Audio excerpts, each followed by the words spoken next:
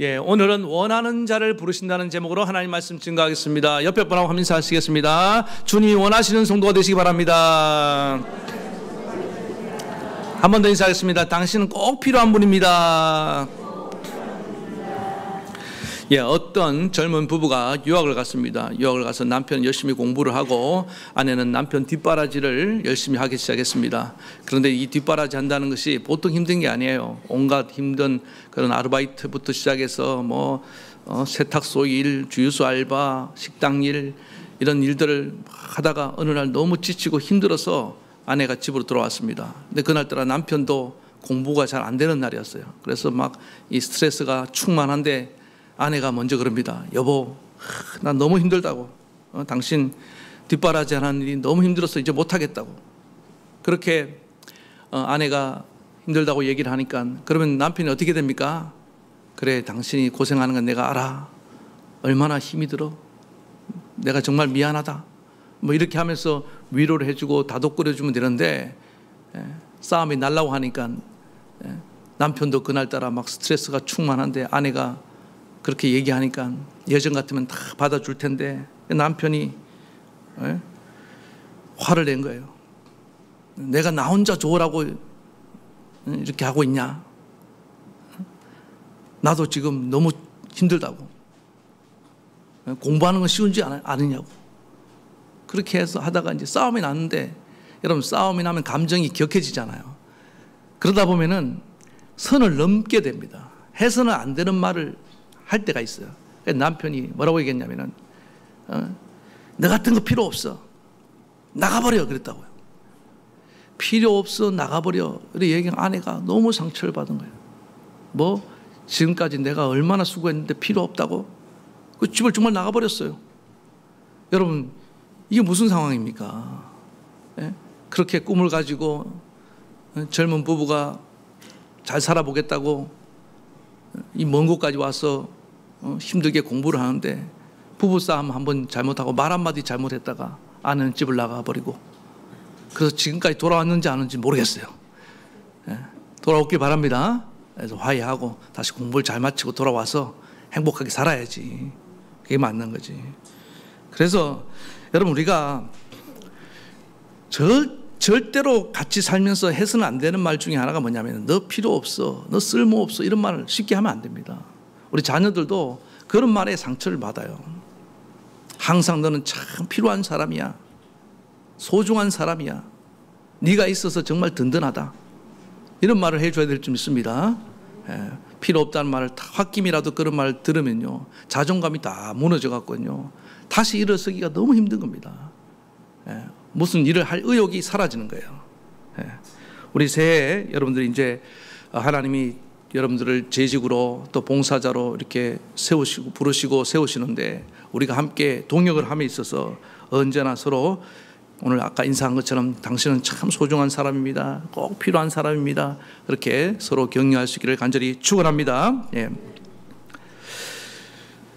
다시 이제 본문으로 돌아오겠습니다. 오늘 본문에는 예수님께서 12제자를 부르시는 장면입니다. 그래서 우리가 예수님이 12제자를 불렀을 때 어떤 생각을 하냐면 이 12제자는 상당히 특별하고 정말 대단하고 준비가 잘 된 그런 사람들이라는 그런 착각을 할 때가 있습니다. 그러나 복음서를 가만히 살펴보면 너무나 이 사람들은 어설퍼요. 나이도 되게 어렸어요. 학교도 제대로 못 나왔습니다.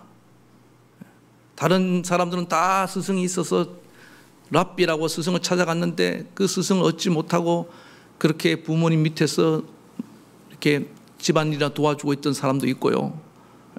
또 문제 많은 사람도 많습니다. 성격적으로도 결함이 많고 또 여러 가지 모든 상황을 들여다보면 도저히 예수님의 제자라고 할 수 없는 그들을 예수님께서 불렀습니다. 그리고 그런 자들을, 그런 불완전하고 또 이렇게 약점투성이고 평범하다 못해 결함이 있는 이런 자들을 예수님께서 불러다가 잘 다듬어 갖고 마지막에 어떻게 합니까? 초대교회의 위대한 사도로, 역사에 여러분 이 이름들이 얼마나 길이 남고 있습니까? 그렇지 않아요?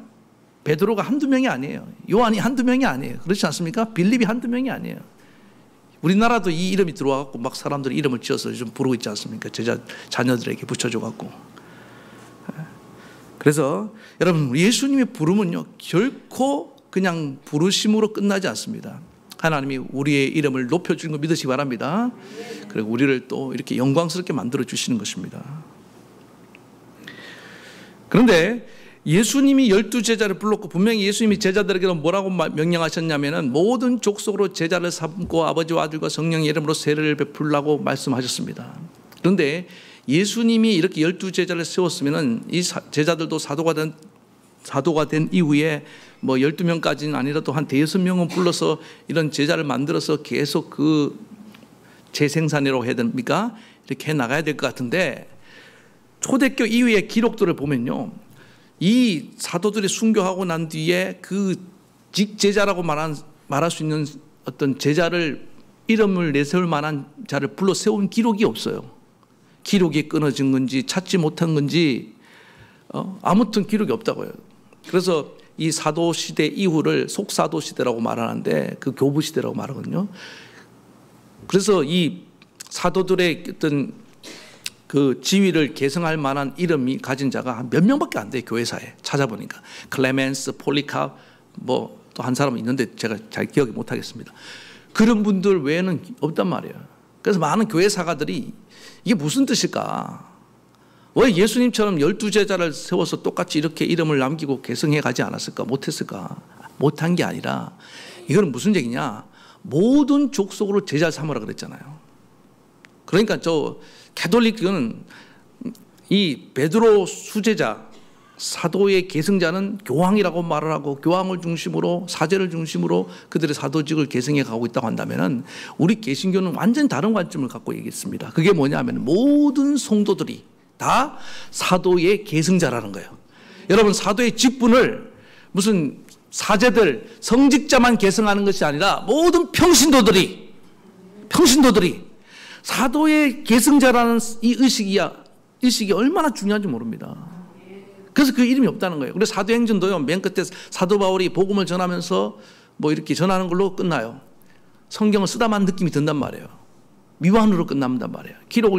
기록하다만 느낌이 든단 말이에요. 28장이 왜 이렇게 어설픈 결말로 끝났을까? 이것도 많은 학자들이 얘기하는 건 뭐냐 하면은, 이 사도행전은 열린 결말이라는 거예요. 열린 결말은 무슨 얘기입니까? 그 다음 이야기가 이어져야 된다는 거예요. 그러면 그 이야기가 제2, 제3의 사도들, 제자들이 사도가 되어서 수많은 예수 믿는 사람들이 그 이야기를 써내려 가야 된다는 것을 보여주고 있다는 거예요. 우리가 사도행전 29장을 써내려 가야 될 줄 믿습니다. 수많은 교회들이 그걸 써가고 있다는 거예요. 이런 의식이 너무너무 중요합니다. 그래서 오늘 여기 이름을 부를 때, 이 사람들이 워낙 유명한 사람들이니까 예수님께서 불렀겠지. 아니라니까요. 처음에 이들은 거의 알려지지 않는 무명 중에 무명이었습니다. 나중에 이렇게 유명해진 거예요. 성경에 기록되면서부터. 그러면 우리 이름도, 여러분 이름 여기 뭐 유명한 분도 계시겠지 모르겠는데, 우리 다 평범하잖아요. 그런데 주님의 부르심을 받는 순간부터 우리도 성경에 기록될 만한 이름에 남는 자들이 된다는 걸 믿으시기 바랍니다. 그래서 그 성경 여 끝에 12명의 제자 이름 있죠? 그 옆에다 여러분 이름도 써놓으세요. 빈 공간 있죠? 이렇게 써놓으라고요. 주님이 나 아무개도 불렀다. 그 여러분들, 그래서 언제나 이 사도의식을 가져야 됩니다. 사도라는 말 자체가 뭐냐면 아포스톨로서 보내심을 받았다는 거예요. 부름받은 자는 보내심을 받은 자인 줄 믿습니다.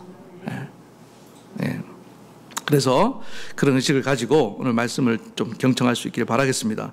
그러면은 이렇게 평범하다 못해 결함투성인 이 약한 자들을 위대한 사도로 주님께서 부르셨는데, 이 부르심의 원리가 뭔지를 좀 먼저 말씀드리려고 합니다.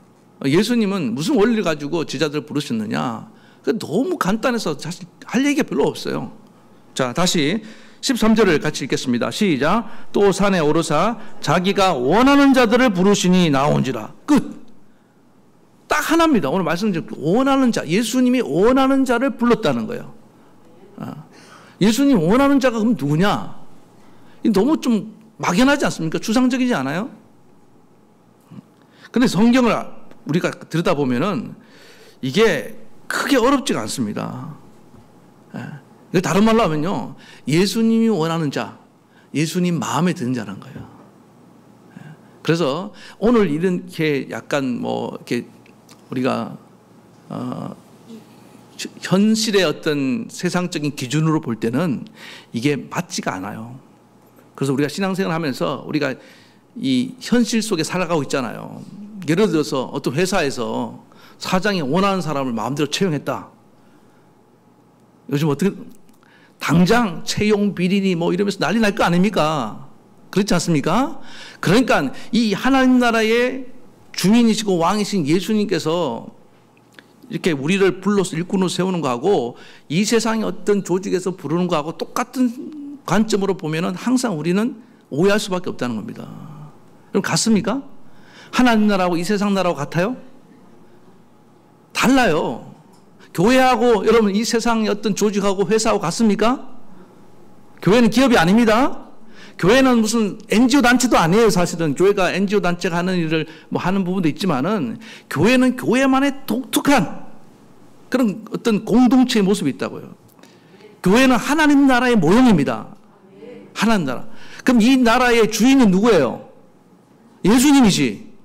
이건 교회의 머리가 예수님인 거 믿습니까? 우리 하나님 나라의 왕은 예수님이에요. 그러니까 세상 나라는 불완전하고 뭔가 좀 만약에 또 사장님 왕이라고 할지라도 마음대로 이렇게 통치하고 사람을 채용하면은 견제한 반대하는 세력도 있고 또 어떤 그 통치 철학에 동의 못하는 경우도 있잖아요. 그러나 예수님 이 하나님 나라는 절대적입니다. 아니 하나님 나라 예수님이 무슨 흠이 있습니까? 불완전한 모습이 있습니까? 뭐 도덕성, 인격성, 뭐 리더십, 뭐 여러분들이 뭐 그 요건을 말할 수 있는 모든 걸 다 가져와도 예수님 너무나 완전하고 완벽합니다. 기준이. 이걸 이해를 해야 됩니다. 그러니까 예수님의 마음에 드는 자, 예수님이 원하는 자를 불렀다는 것은 우리가 어떤 이의를 제기할 수가 없다는 거예요. 네. 이해하시겠죠? 그런데 우리가 볼 때는 뭔가 이 제자들을 불렀는데 시원찮아 보이는 부분이 있단 말이에요. 아니 그 당시에 인재들이 얼마나 많은데 제가 말씀드리잖아요. 오히려 요즘 시대의 기준을 놓고 보면은 바리새인, 서기관, 율법교사, 사두개인, 뭐 종교 지도자 아니 뭐 이런 사람들이 훨씬 더 예수님께 부름받기에 좋은 조건을 갖추고 있다 이 말이야. 스펙이라든지 이런 걸 따져보면은 성경 지식도 많고 경험도 뭐 연륜도 있고. 그런데 예수님은 이렇게 뭐 어중이 떠중이 학교도 제대로 못 나오고 약간 문제 있는 이상한 애들을 불렀단 말이에요. 요즘으로 하면 루저 같은 애들. 아니 이게 말이 되냐? 하나님 나라가 그렇게 부실해? 그런데 그게 아니에요. 그러면은 하나님의 부르심이 잘못됐다는 얘기인데 어떻게 하나님 부르심이 잘못될 수 있습니까? 우리가 모르는 완전한 기준이 있는 걸 믿으시기 바랍니다. 그래서 그 비밀스러운 기준을 발견하고 찾아내는 것이 우리가 이 하나님 부르심의 오해를 불식시키고 우리도 그 부르심의 응답을 받고 나아갈 수 있는 길이라는 것입니다. 그러면은 예수님이 원하신 자의 그 기준이 뭐냐? 예? 저는 여러 가지 있지만은 제일 중요한 거냐면은 그 뜻에 부합하는 자라는 거예요. 여러분 세상 나라도 그렇지 않습니까? 지금은 이제 우리가 이제 뭐 이렇게 근대화된 국가 속에서 살고 있지만은 옛날에 왕들이 자기가 왕이 되고 내가 통치를 하려고 그러면 어떻게 합니까? 누굴 뽑습니까? 측근들을 뽑지. 그리고 함께 그 왕의 그 나라의 비전을 실현할 수 있고 철학을 실현할 수 있는 어떤 가치를 실현할 수 있는 사람들을 뽑을 거 아니에요. 그렇지 않습니까? 근데 아무리 실력이 있고 아무리 깨끗해도 그 왕이 추구하는 방향과 반대 방향을 추구하면 힘들겠죠. 그렇지 않습니까? 그리고 그럼에도 불구하고 반대 의견을 가진 사람을 채용하는 이유가 뭐냐면 인간의 왕은 뭐가 없어요? 확신이 없을 때가 있어. 어떨 때는 내가 이 추구하는 게 맞나 안 맞나. 옛날에 그런 게 많았다고요. 그런데 예수님은 그런 거 없어요. 예수님은 추구하는 그 가치와 그 철학과 방향, 그 어떤 뜻이 분명합니다. 예수님 이 땅에 왜 오셨어요? 우리를 구원하러 오셨잖아요. 인간을 구원하겠다는 그 분명한 목적이 있기 때문에 그 뜻을 위해서 그 하나님 나라를 이루기 위해서 부름받았다는 겁니다. 그럼 교회는요, 흐릿한 목적이 아니에요. 교회는 의견이 분분할 수가 없습니다. 교회는 이미 예수님이 깃발 딱 꽂아놨어요. 모든 성도들은 이 일을 위해서 뭉쳐야 된다. 어떤 교회도 여기서 벗어날 수가 없습니다. 아무리 똑똑한 사람, 아무리 뭐 영적인 사람도 그 가치에서 벗어난 순간 그건 예수님의 교회가 아니에요. 이해하시겠습니까? 그럼 저도 마찬가지입니다. 그래서 항상 우리 교회는 뭐예요? 주님이 이루시는 그 구원을 이루어가는 교회, 복음 전하는 교회, 최우선 가치를 둬야 된다는 겁니다. 이것을 위해서 헌신할 수 있는 자들. 그래서 예수님 베드로를 불렀을 때 베드로가 뭐 고기도 못 잡는 그런 상황이 불렀지 않았습니까? 그러고 난 뒤에 밤새도록 고기를 못 잡았지만 예수님 말씀이어서 그물을 내리고 고기를 잔뜩 잡고 난 뒤에 뭐라고 얘기했습니까? 주여 나는 죄인입니다. 나를 떠나소서. 근데 예수님께서 아니다. 앞으로 너는 이제 평범한 어부가 아니라 사람 낚는 어부가 되게 하겠다. 그렇게 해서 부른 겁니다. 너는 보니까 앞으로 수많은 사람을 너를 통해서 돌아올 거야. 예수님 그걸 보신 거예요. 그럼 됐지. 아니 더 중요한 게 없잖아요. 그러니까 베드로가 인간 세상적인 기준으로 볼 때는 함량 미달일지도 모르지만 예수님은 최고예요, 최고. 솔직히 여러분 아까 전도시장 했지만 교회에서 제일 대접받아야 할 사람 누굽니까, 여러분? 예? 말씀 못하겠죠? 여러분 제일 못하는 거 그거. 전도 많이 하는 사람 맞아요. 동의를 안 해주시네. 큰일 났네. 아니 여러분 자 보세요. 어디를 예를 들까? 보험 판매하는 보험회사 있다 합시다. 보험에서 제일 그것을 대접받는 사람 누구예요? 보험 왕이지 뭐. 그렇지 않아요? 꼭 그걸 이렇게 갖다 빗댈 수는 없지만은 그러니까 교회도 마찬가지입니다. 교회가 추구하는 그 본질적인 목적, 교회는 두 가지예요. 예수님을 닮아가는 것과 함께 또 뭡니까? 복음 전하는 거예요. 이거 동의 안 하신 분들은 오늘 이 자리 잘못 왔어요. 잘못 오셨다니까요. 자, 그래서 이 하나님 나라를 확장시키고 복음을 전하는 이 일에 예수님은 합당하다고 그들을 인정하셨다는 겁니다. 그러니까 이 눈이 열려야 된다는 거예요. 그래야지 오해를 안 합니다. 왜 나는 안 써주지? 내 안에 뭐가 없는지 압니까? 예수님의 그 뜻에 맞출 마음이 없어요.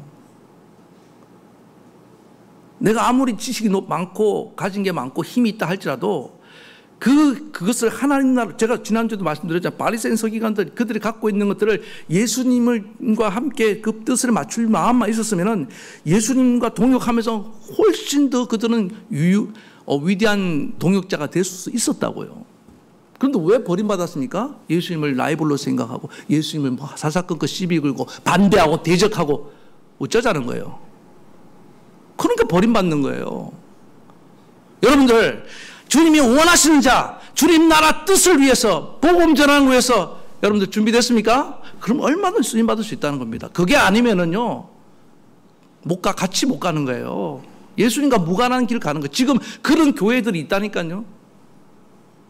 인간의 생각들이 가득 차갖고 주님인 교회가 아니야. 예수님이 주인 되고 예수님이 왕이 되는 교회가 돼야 되는데 인간이 왕이 되고 인간이 주인 되는 교회들이 생겨나고 있다니까요. 예수님이 통탄하고 계신 거 아니겠습니까? 그러니까 오죽하면 어떤 사람이 책을 썼는데 교회 안에 예수가 없다.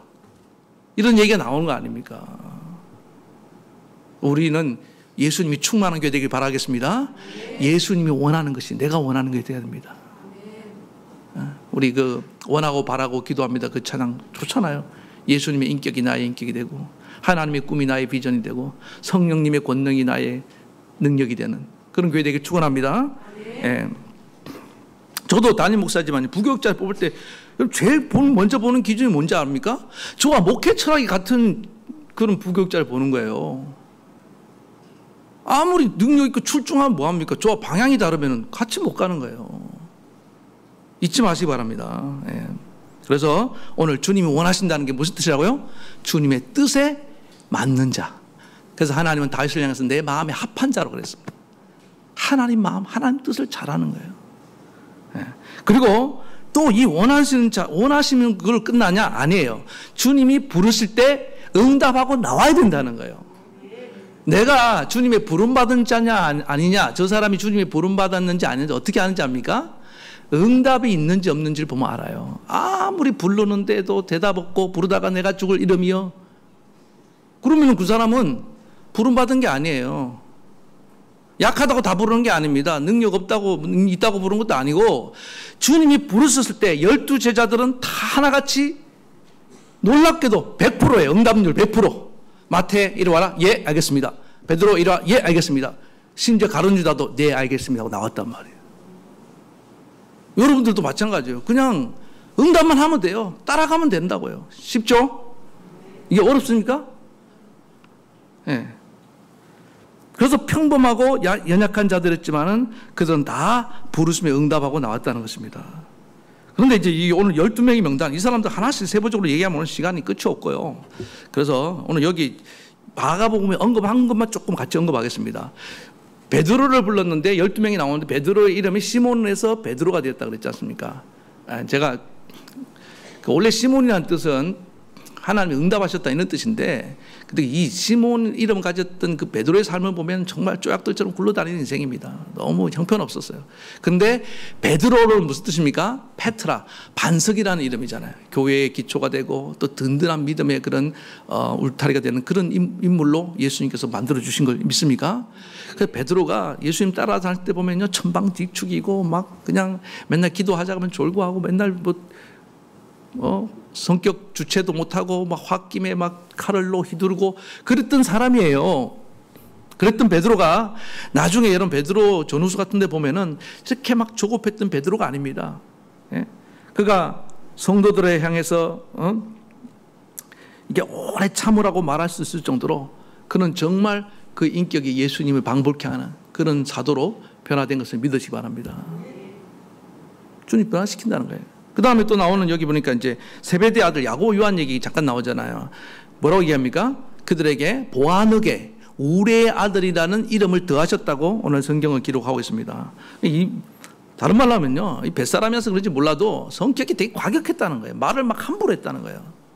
예를 들면은 뭐 이렇게 당시 사마리아 사람하고 좀 관계가 안 좋았잖아요. 그러면 안 좋으면 그냥 지나가면 되는데 괜히 그 사마리아 사람들 보면서 예수님께, 예수님 저것들 꼴 보기 싫은데 벼락을 좀 쳐버리면 안 될까요? 예수님이 가진 능력을 가지고 벼락을 치래. 되게 무섭죠? 안 무서우신가 보다. 이런 과격한 사람이 어디 있어요? 그런데 예수님 그냥 웃어 넘기시면서 또 굉장히 경쟁심이 치열했습니다. 야망이 강했어요.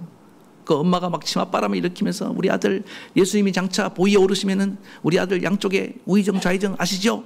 뭐 이랬던 집안이에요. 그런데도 예수님 다 품으셨어요. 그리고 그들이 변화되고 난 뒤에 야고보는 최초의 초대교회 순교자가 되고 마지막 요한은 마지막까지 살아서 교회를 지키는, 형과 동생이 처음과 마지막을 이렇게 교회를 감싸는 그런 위대한 역할을 한 걸 여러분 믿으시기 바랍니다. 그 과격했던 사람이 사랑의 사도라는 칭호를 얻잖아요. 이 누가 하신 거예요? 예수님이. 예?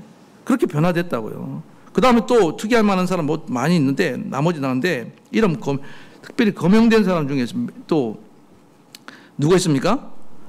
예? 마지막에 또 좀 언급됐으니 설명이 있으니까 또 가룟 유다니 이는 예수를 판 자르라. 제일 이해 안 되는 사람이죠. 아니 나중에 배신할 사람을 왜 제자로 부르냐고요. 여러분 같으면 배신할 거 알고 제자로 부를 수 있어요?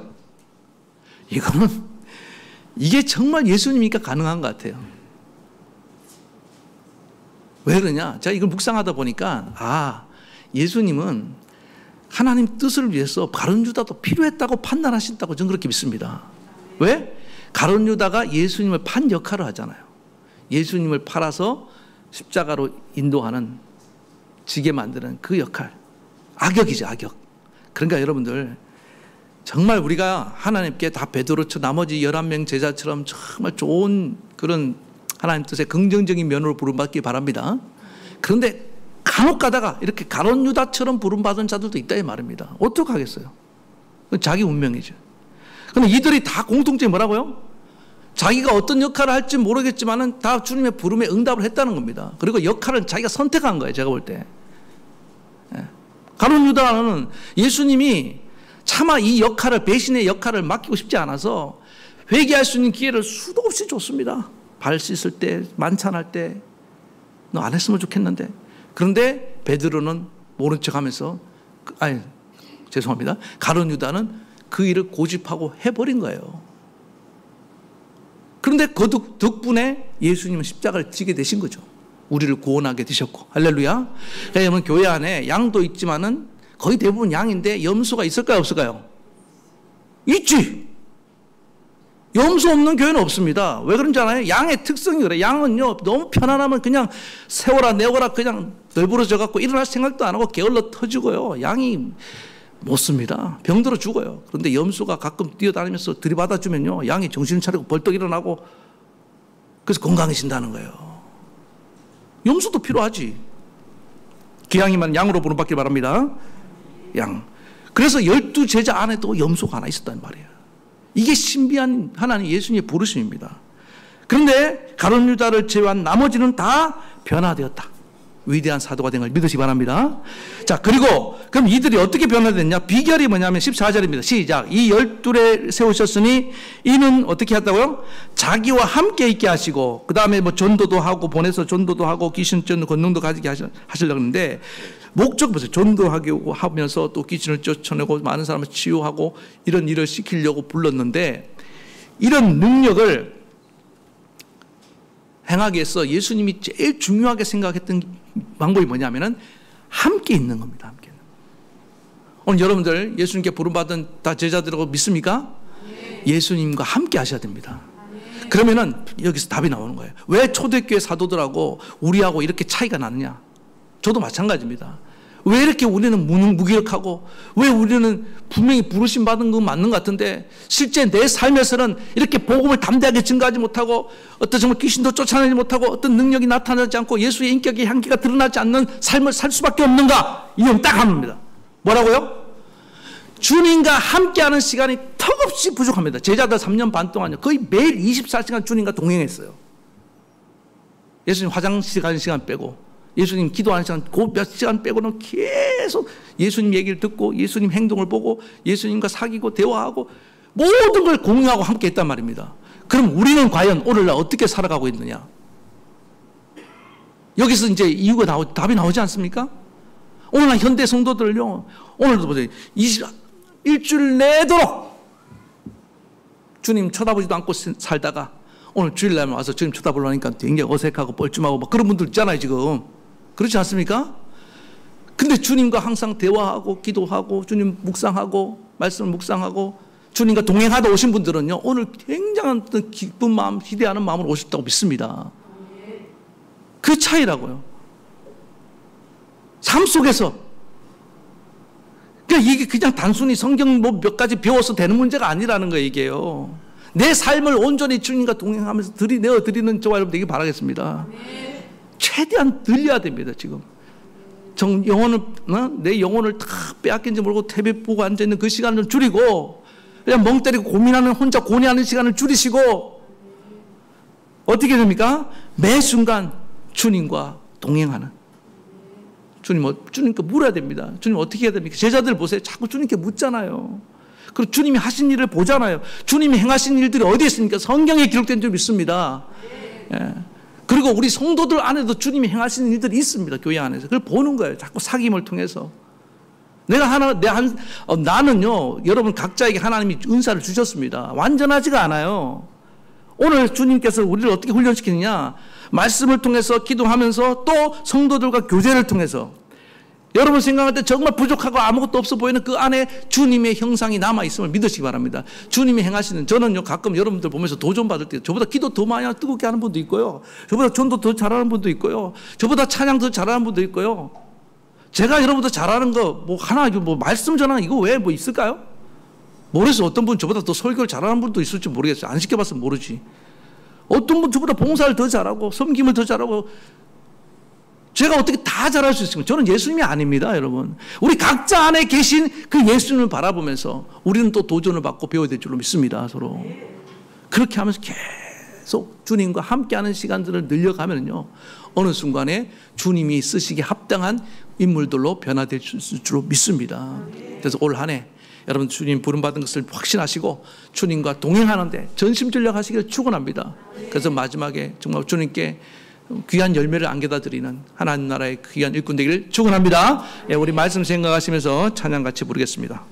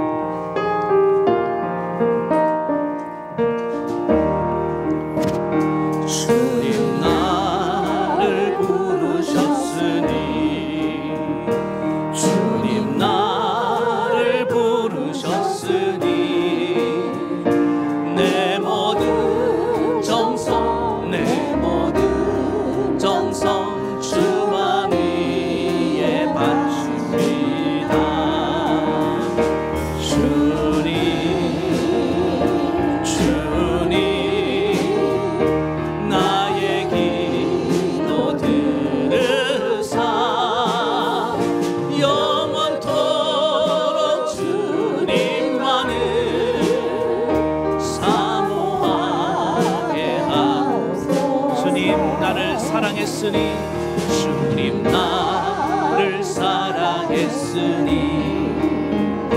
주님 나를 사랑했으니 이 몸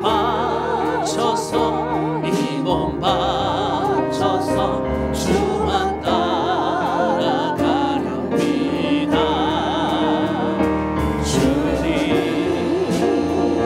주님 나의 기도 들으사 언제까지 주님만을 사모하게 하옵소서. 주님 나를 구원했으니 주님 나를 구원했으니 주님 나를 구원했으니 소리 높여서 주만 찬양하렵니다.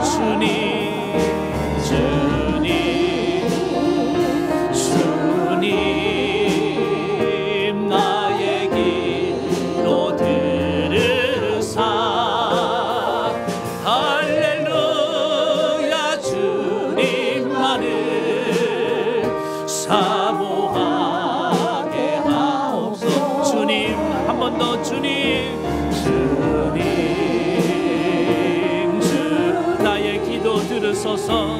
나의 기도 들으사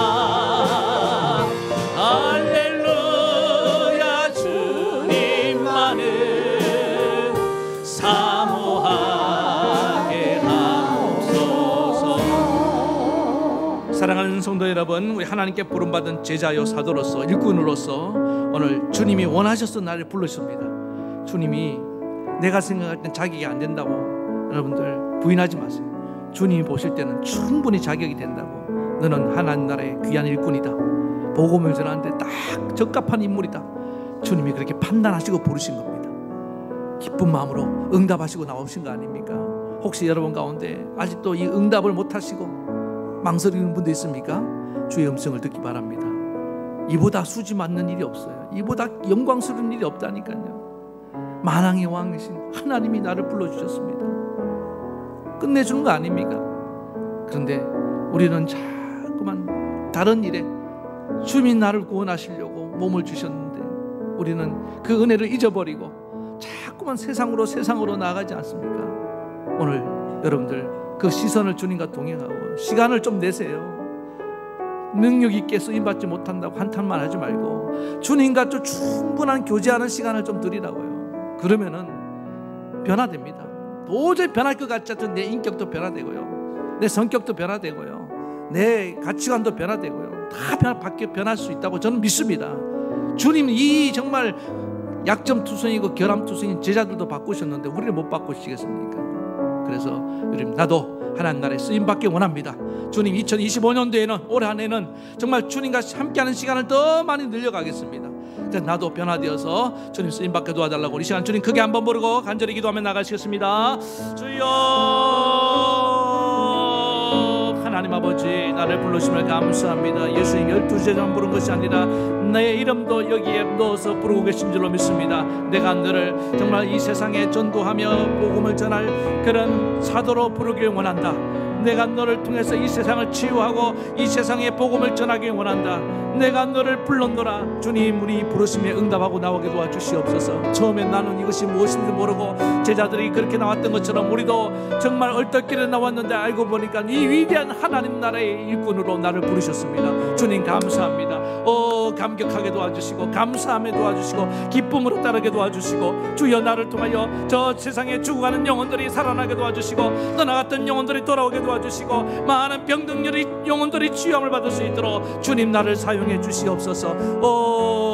하나님 아버지, 이제 그러기 위해서는 주님과 함께 시간을 내야 되는데 하나님, 내가 주님과 함께 시간을 함께하는 것보다 이 세상과 함께하는 시간, 나의 일에 골몰하는 시간이 너무나 많았습니다. 주님이여, 매 순간마다 내 삶에 주님께서 함께하고 계심을 믿습니다. 주님과 동행하게 도와주시고 일상 속에서 주님과 동행하는 법을 배우게 도와주시고 늘 말씀을 묵상하며 기도하며 주님 안에, 주님 떠나지 않는 주님 안에 거하는 성도들이 되게 도와주시옵소서. 주님이 깨우쳐 주실 것입니다. 주님이 바로잡아 주실 것입니다. 주님이 다듬어 주실 것입니다. 나의 인격과 성격과 나의 부족한 능력을 주님이 채워주실 것입니다. 성령으로 권능을 주실 것입니다.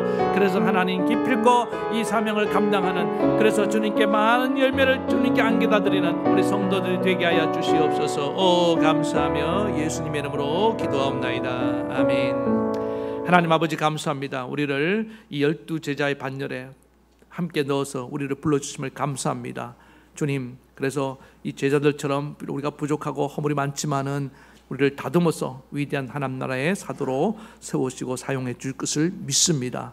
이런 의식을 가지고 살아가게 도와주시고, 그러기 위해서는 우리 주님과 함께하는 시간을 더 많이 내야 되는데 하나님, 우리는 여러 가지 바쁘다는 핑계로 또 아버지, 저 세상에 눈이 멀어서 주님과 함께하는 시간을 너무나 갖지 못할 때가 많았습니다.